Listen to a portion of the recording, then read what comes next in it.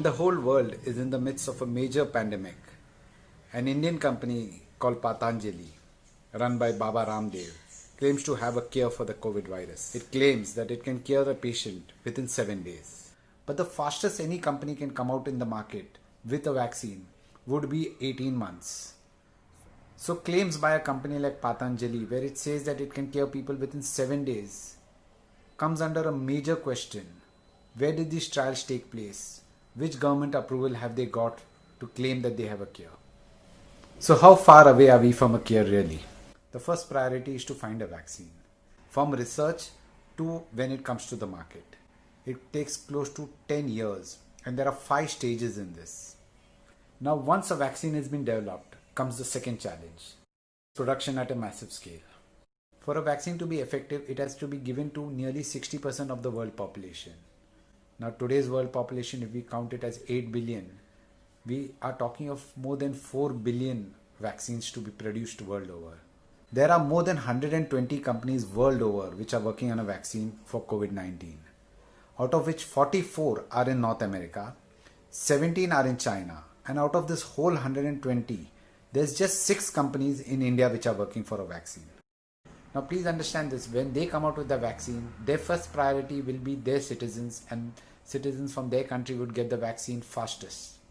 After that, when they have access, that is when the other countries come into picture. And then comes the third challenge, distribution. A vaccine, for it to be effective, it has to be given to 60% of the population. Now with Ebola, the target population was very small. So they managed to do with a few million vaccines. But when we are talking of a pandemic like COVID-19, the challenge is to actually distribute this vaccine to almost all countries. And we are talking of a human population of 8 billion.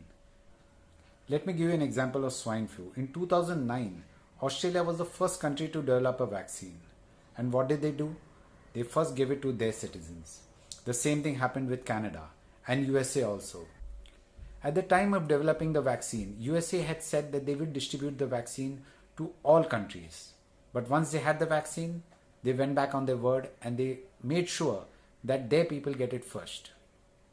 Now, once the pandemic was over, that's when they started distributing the vaccine to the world.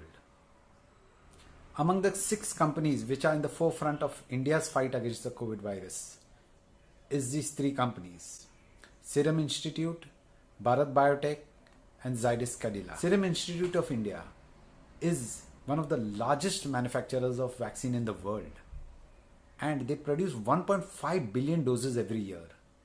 But right now Serum Institute has a tie-up with Oxford, which is based in the UK. Now we don't know whether this tie-up allows Serum Institute to develop these dosages and then supply it to India, or Oxford has the first right over it. While China has 17 companies which are developing a vaccine right now. When they hit the mark, other countries like Bangladesh have tied up with China and asked for giving them priority. The Deputy Chief of Mission at the Chinese Embassy in Dhaka has said, and I quote, "Of course, Bangladesh is an important friend and Bangladesh will surely get priority." Meanwhile, the relation between India and China is getting worse every day. If in this case scenario, China develops a vaccine, where does India stand in terms of getting the vaccine to our country? Meanwhile, we are hoping that the 6 companies in India, at least one of them reaches its goalpost fast, and we are in the forefront of the fight against COVID-19. Jai Hind.